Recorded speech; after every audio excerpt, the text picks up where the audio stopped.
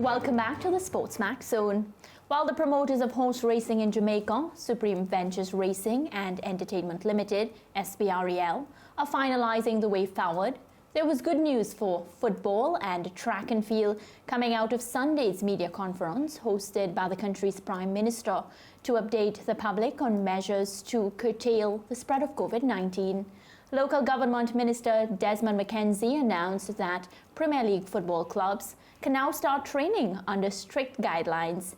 There was even better news for track and field, which has been seeing competition since February 27.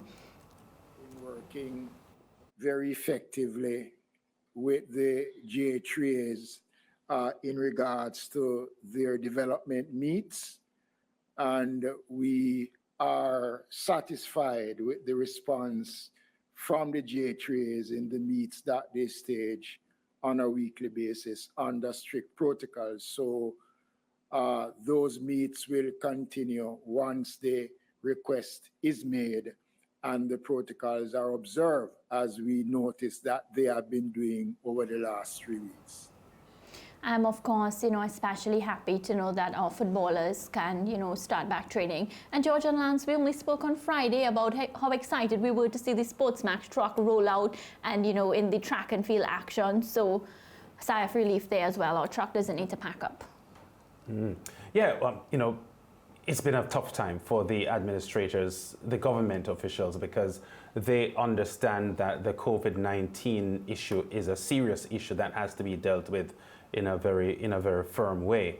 There are a lot of people in the society who feel that the government isn't doing things properly, but they aren't the ones that have to make the decisions. And we have indiscipline and recklessness all over the country, and the government has to make decisions as they see fit. And as we have seen in recent weeks, the COVID numbers are climbing.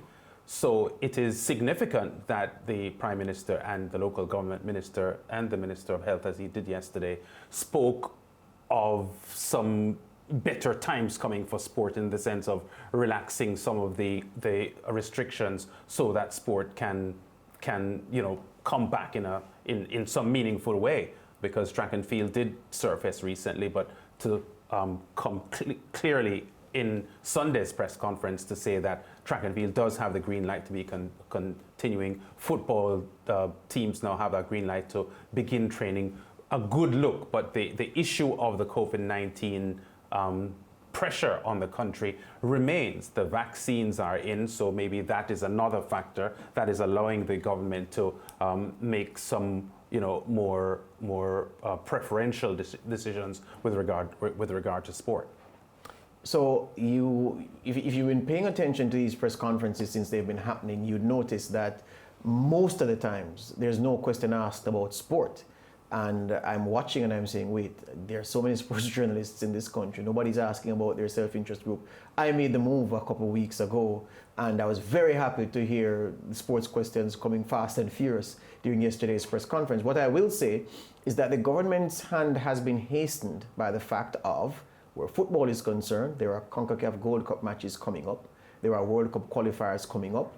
And it feels somewhat pressed against the wall. We're having some kind of activity where football is concerned to allow the local players to be in shape to offer themselves, well, not even to offer themselves for selection, but to get selected and to be able to represent the country. Then where track and field is concerned, the Olympics and, well, forget about the other track and field events, athletics events. The Olympics are also coming up. And so, whereas 3 months ago, the government may have been moved not to allow track and field to go on, not to allow football to go on, the fact that these big events are coming up has given it the impetus to say, okay, let's expand a little bit more and allow footballers to train and allow athletes to compete. Desmond Mackenzie, the Minister of Local Government and Rural Development, did say later in the press conference that there were some track and field events that were allowed previously, which were test events. Clearly, those test events were aced by the organizers, giving the government confidence to allow track and field to continue. Now it's for the footballers in the bubbles that they will be training to abide by the protocols, and if they ace this training test, then it will represent the green light for the nascent National Premier League. Well, SportsMax rolled out its outside broadcast unit on Saturday for the first time since the onset of the pandemic, with athletics fans able to watch a full day's coverage of track and field from the National Stadium in Kingston. We had viewers tuning in through the SportsMax Facebook page, Scene TV, SportsMax, SportsMax 2 and the SportsMax app as high school athletes from across the Caribbean competed at the Corporate Area Development Meet. Action among the senior athletes came during the Velocity first segment of the broadcast. For the high school teams, there were championship titles on offer. Michaela Brown rounds up the action.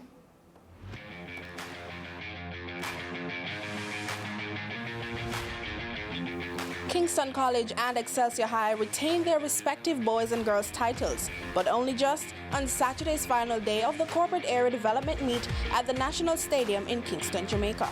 KC were pushed by Jamaica College on the boys' side, the North Street-based school amassing 480.5 points, 16 ahead of JC, who finished on 464.5, with Calabar third on 378 points.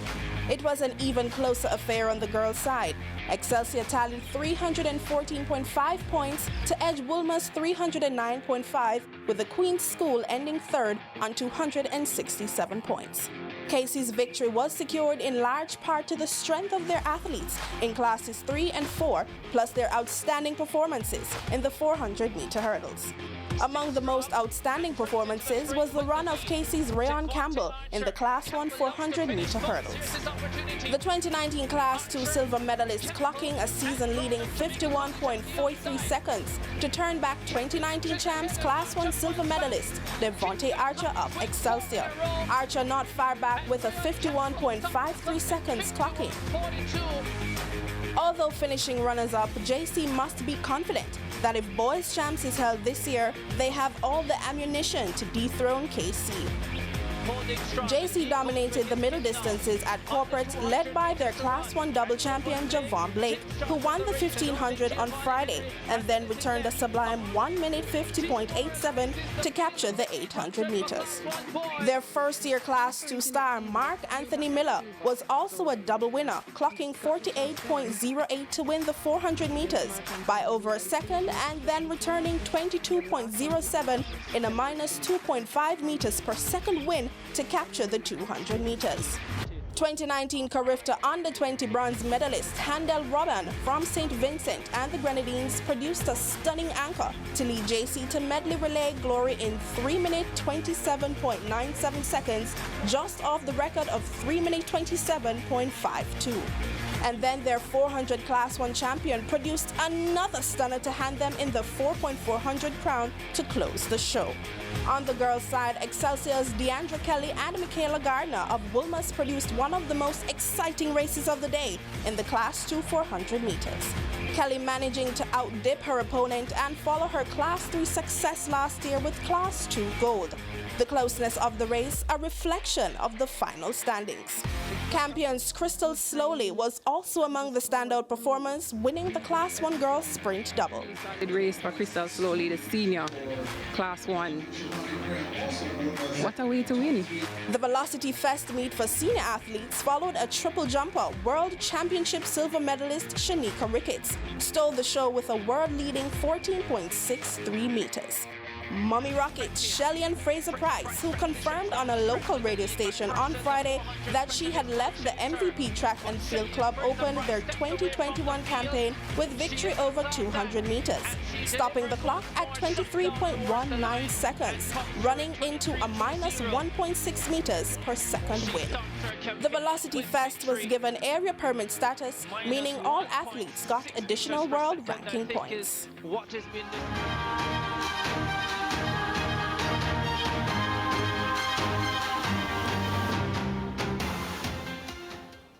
Of course, competitive action there. We saw Kingston College and Excelsior High rising to the top. And, all COVID-19 protocols were followed, so much so that they had the minister saying, y'all can go ahead.